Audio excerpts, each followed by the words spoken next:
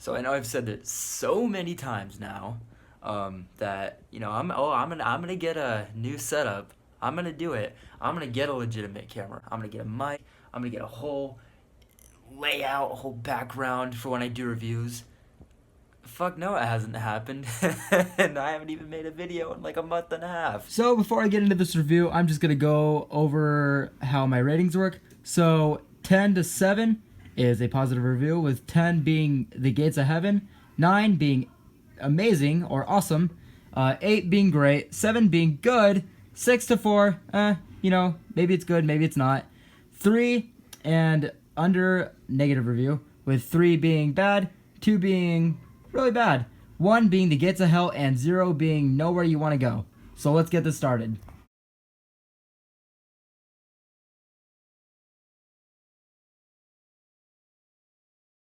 So yeah, good to see you all again. Hugs and kisses. So it's been like a month and a half since like I've seen the light of day. Pandemic was going strong. A few months back, I was doing the Bloodshot review. I was doing The Hunt and Invisible Man, Onward. I was doing all those reviews, and pandemic was going strong, and here we are, a month and a half later, and shit's gotten. Whoa, that was not even the beginning. But yeah, I had planned to have like a whole on, like a full on fucking like huge super duper actual reviewer background that reviewers have. Shit. Soon, hopefully. But yes, before I start this review, good to see everybody. Watching the video. All 30 of you. I see you. I see you. King of Staten Island. King of Staten Island is kind of like the movie that people are talking about right now. It's the one with Pete Davidson. If you don't know Pete Davidson, like I didn't before this movie, apparently he was in like Saturday Night Live. He's been, I believe, in a couple other Judd Apatow films, and this is, I could be wrong, but I believe that this is his first actual main role in a film, which is pretty fucking cool actually, because the story to this movie is about a 24-year-old who lives with his mom. His life is kind of, shit. He doesn't really think highly of himself. He thinks he's just kind of like some dumb dickhead who, is lame and nobody likes and has just pissed his life away and has really nothing left. And he wants to be a tattoo artist, and at 24 years old, people kind of look down about that, and he's aware of it, but he's just kind of like, well, who gives a shit? I'm dumb anyway. So, this movie is about that kind of character who is also trying to adjust to his mother's new relationship, which is a firefighter, which, with the character's past, his dad was also a firefighter and had died, which is really gnarly because Pete Davidson's dad, if I'm not mistaken, was actually a firefighter who died during 9/11. So that right there, I think, is what's selling this fucking movie. Like that. Whoa. But yeah, with that story, with that being said, there's a lot of good humor that actually comes out of this, and with its runtime, 137 minutes. I mean, that's no funny, people, but that it really just kind of breezed by. I mean, I don't know if I'd say that Pete Davidson is actually good in this movie, or if it was just the fact that he resonated with it so fucking much that he just kind of, was himself or whatever. I don't know Pete Davidson.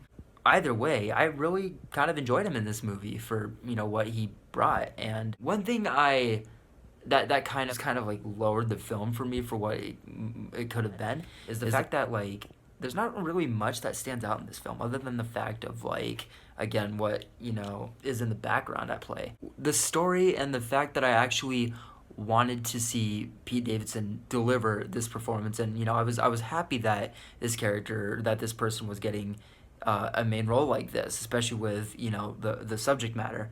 I wanted to see good in this. I wanted to see the best I could have, and for the most part, I did see that. Yeah. Again, Pete Davidson in the movie, I think, was fine.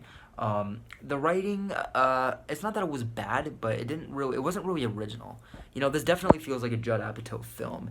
And honestly, besides, like, if it weren't for the material that is at play, I feel like this would have just been some other Judd Apatow film. But because of the situation and the realism and the maturity behind what it's, kind of portraying, that brings it to a lot more justice than, what it would normally be.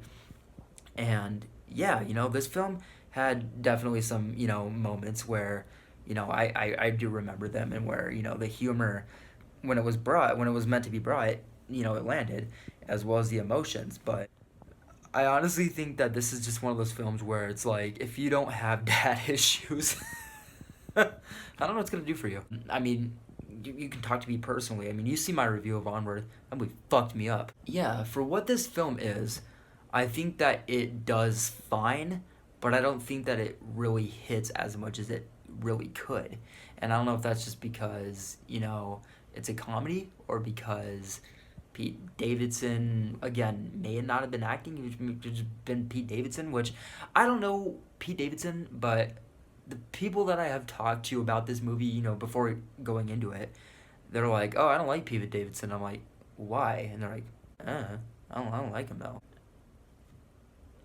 Uh, but yes, back to the movie. So yeah, this film, it's like $20 to rent. Um, I obviously, come on. I mean, even for like a great movie, $20 to rent. Come on. And this movie was actually going to be the first. Well, I mean, regardless of whether it was at home viewing or in the theater, this was going to be like my comeback review, because I had actually intended to see this movie in the theaters. I tried for 3 straight days.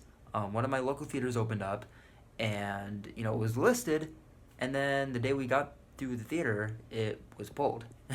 And I remember talking to the guy at the theater, and he was like, "Oh no, we did the paperwork for it. We're getting that film. It's secured."